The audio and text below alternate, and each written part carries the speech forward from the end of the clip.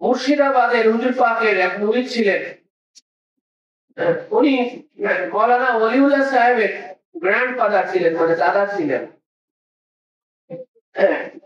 তো উনি কর্তা হুজুর পাকের উনি মুরিদ ছিলেন, মানে আজকের দিন আর মুফতি শরীফ। মুর্শিদাবাদের কাদোয়া গ্রামের, ওনাদের কাদোয়া গ্রামের অধিবাসী। ওনার এক বন্ধু ছিলেন, উনি পীর মুরিদ এগুলো মানতেন না, বিশ্বাস করতেন না। ওনার ওই বন্ধু, তখন ওনার ওই বন্ধু যে পীর মুরিদ অস্বীকার করতো না, কিন্তু সে তার বাবার সাথে বড় একটা এমন একটা বেয়াদবি করেছে যে বাবার কাছ থেকে আর মাপ চাওয়ার সুযোগ নিতে পারে নাই। এদিকে বাবা মারা গেছে, বাবা মারা গিয়ে কবরে চলে গেছে।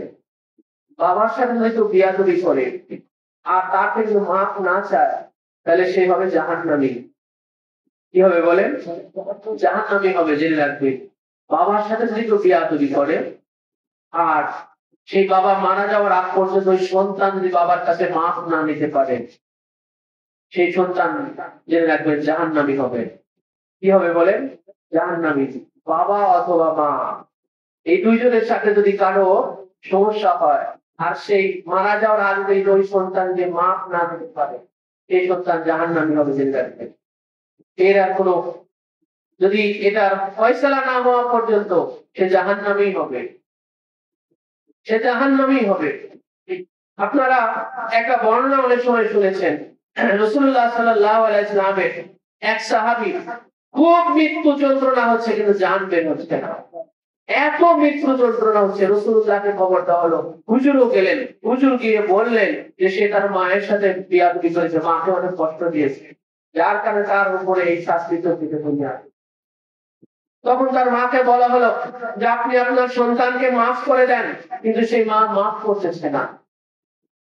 মা কিছুতে মাফ, এতটা মাকে কষ্ট দিয়েছে, দুঃখ কষ্ট দিয়েছে যে মা মাফই করতেছে না।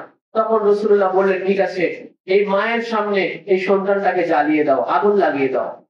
জীবন্ত অবস্থায় রাসূলুল্লাহ বললেন যে মায়ের সামনে সন্তানটাকে আগুন লাগিয়ে দাও, গায়ে আগুন লাগিয়ে দাও। তখন মা সন্তান, মায়ের সামনে সন্তান এরা আগুনে জ্বলবে, মা তো সহ্য করতে পারতেছে না, বলে না তাকে আগুনে পুড়িও না। বলে, হে মা, আপনি এই দুনিয়ার আগুনে পুড়তে আপনার ছেলে আপনার সামনে পুড়বে, আপনি সেটা মানতে পারতেছেন না, তাহলে সে যখন এই জাহান্নামের আগুনে পুড়বে, এর চারো পাওয়ারফুল আগুনে যখন পুড়বে, তখন সেই মা সেই সাহাবীকে যখন মাফ করে দিলেন, তখন সে আসানের সহিত সে মৃত্যুবরণ করলো, ঈমান নিয়ে সে মৃত্যুবরণ করলো। তো ওই হুজুর পাকের ওই মুরিদের ওই বন্ধু যে তার বাবার সাথে বেয়াদবি করেছে কিন্তু মাপ চাওয়ার সুযোগ নিতে পারে নাই, তার বাবা মারা গেছে, কিন্তু এখন তো সে জাহান্নামী হয়ে মারা যাবে, সেটাও জানতো যে আমি আমার বাবার সাথে এমন বেয়াদবি করেছি কিন্তু আমার মাপ চাওয়া হয় নাই, সেটা জানতো।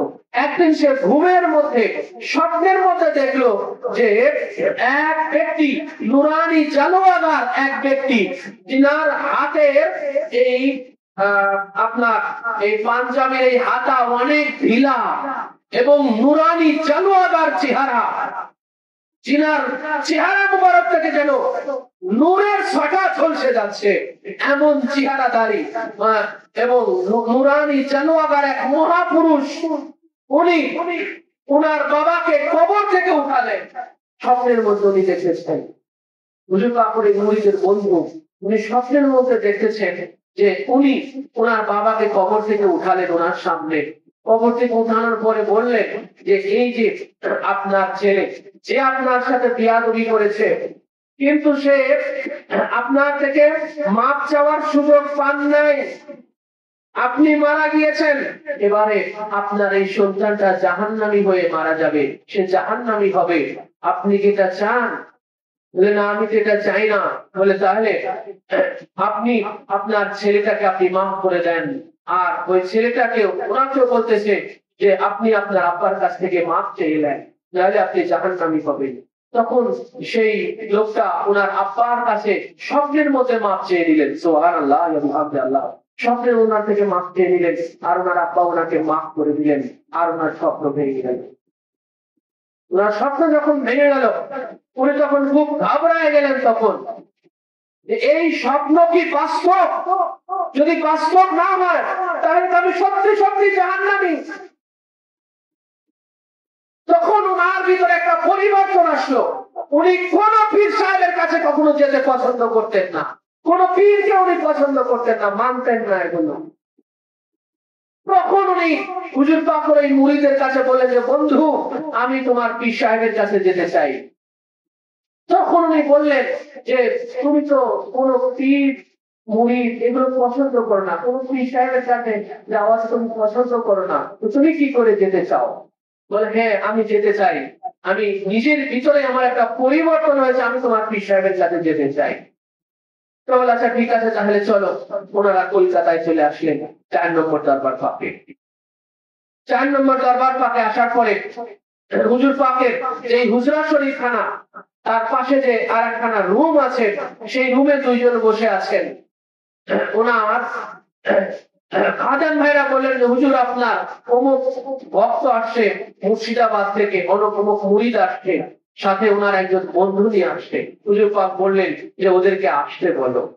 তো যখনই ওনাদেরকে আসতে বলা হলো, তো হুজুর পাকের ওই মুরিদের ওই বন্ধু যখনই উনি হুজরা শরীফের দরজায় গিয়ে দাঁড়িয়েছেন, তার দরজায় দাঁড়ানো মাত্র তিনি দেখতে পেলেন যে স্বপ্নে উনি যাকে দেখেছিলেন, যে পোশাকে দেখেছিলেন, যে সুরাতে দেখেছিলেন, হুবহু সেই মহাপুরুষ, সেই সুরতধারী, নুরানি, চালুয়াদার, সেই পোশাক লেবাসধারী উনি হুজরা শরীফের মধ্যে বসে আছেন।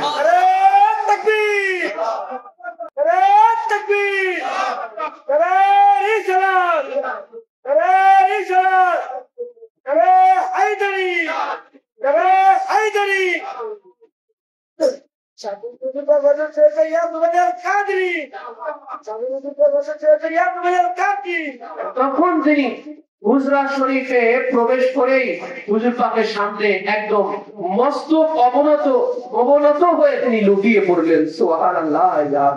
তো দেখেন ভাই, যে ইনাদের কবরের মধ্যে, কবরের উপরে দেখেন ইনাদের কি দখল, যে ওনার একজন মুরিদের বন্ধু, যে হুজুর পাকের মুরিদ ছিলেন না, মুরিদের বন্ধু ছিলেন, সেই বন্ধুর খাতিরেও ওনাকে, যিনি জাহান্নামী হয়ে মারা যাবেন, যার বাবা মারা গিয়ে কবরের মধ্যে চলে গেছে, স্বপ্নের মধ্যে তার বাবাকে কবর থেকে উঠিয়ে তাকে মা